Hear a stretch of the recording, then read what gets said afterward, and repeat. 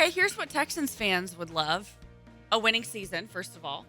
Okay. A trip to the Super Bowl. Yeah. And to do it in as quick of a fashion as the Bengals did. Because I covered the Bengals when they were horrific. Yeah. And then they played in a Super Bowl yesterday, obviously.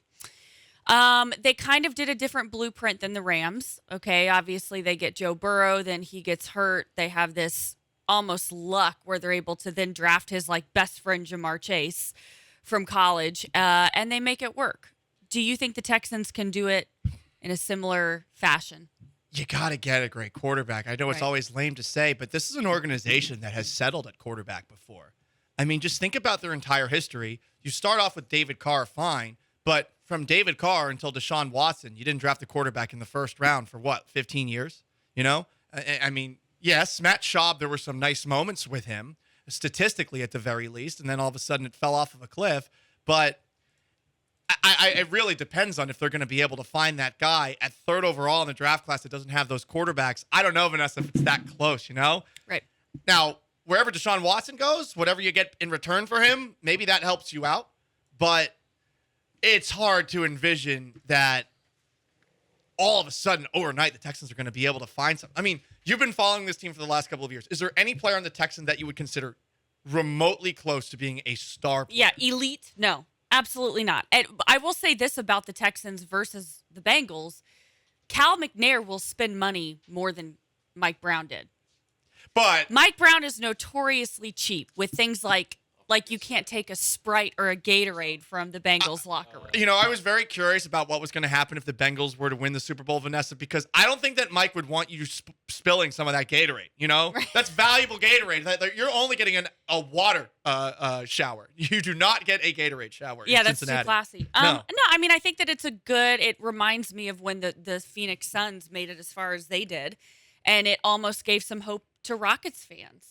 Maybe it's not going to be a 7-year rebuild or a 5-year. Maybe it can be quicker. But they had Chris Paul, and Chris Paul is one of those superstar. The Bengals have Joe Burrow, that foundational piece. And I mean, shoot, the Rams did it in a different way, but the Rams have so many players on that team that you look at and you're like, oh my gosh, this guy's so talented. Odell Beckham Jr. doesn't even play the whole game. The Bengals had no answer for him. And honestly, since he was lucky, I think that he got hurt, because that might have been a blowout had he been healthy the entirety of the game. I mean, since he was in that game because of a couple of big plays, the big play down the sideline to Jamar Chase where he made that incredible catch, and then where Jalen Ramsey gets thrown down by his face mask. Otherwise, Bengals had a really difficult time doing anything. And on the Rams side of things, I mean, look at all the guys that they have that are stars.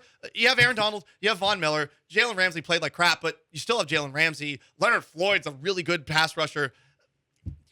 The Texans are so far away from getting one player like all those guys that you saw out there last night on both teams. So I was a little depressed. I mean, we haven't really seen Nick Caserio and have any track record with Nick Caserio of how does he do when he drafts early.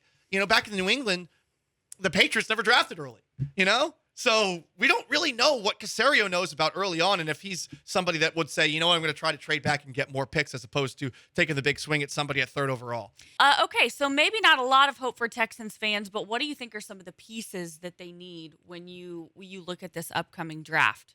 I mean, everything? Yeah. Other than right? everything? What don't they need? What don't they need? I mean, they have a punter that looks like Bill Burr, so there's that. Kyrie Fairbairn was pretty good when he was healthy this past year. So special teams, woohoo, you're doing okay. You're doing okay on that front. But gosh, I don't even know where to start, Vanessa. It's kind of depressing. How about you? Do you have a specific spot where you're like, okay, I need this? David Johnson stresses me out. Running back? So I think, the running back position is obvious, but I think also just finding out what they like in Davis Mills. I think Davis Mills ended up impressing a lot of people more than they thought that he would. Yeah. At least me. Right. But you don't want to settle too. Right. He's good, maybe. Comparative to expectations, good.